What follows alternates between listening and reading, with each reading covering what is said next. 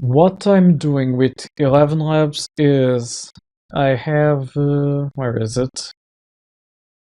Okay, I'm creating the authentication here. I'm doing the client settings already. And I'm saying authenticate with these. Then I'm saying to get the voice that's specific to Tulip, which is set in my settings. And I'm saying, okay, do a text-to-speech request with the voice I obtained, the text I want you to say, and use the model 11_v3. Besides that, the rest of the code is the same as always. It's just, now you do the text-to-speech sync, and you await a reply. And then from there, you grab the voice data that's a byte array. And you handle the rest on Pulse Audio, on Discord, whatever. So yeah. Although the only issue I'm having at the moment is calculate audio duration.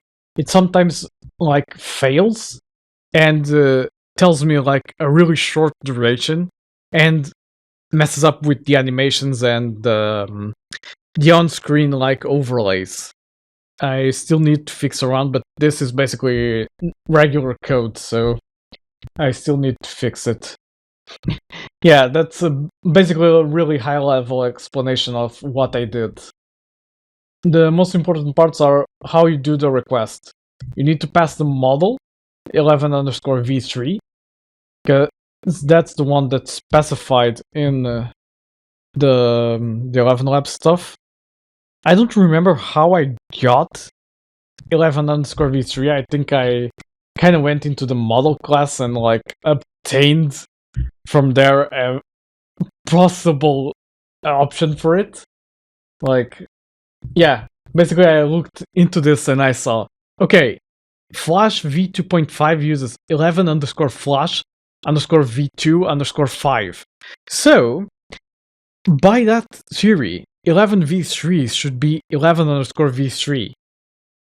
And I hit the nail on the head, basically.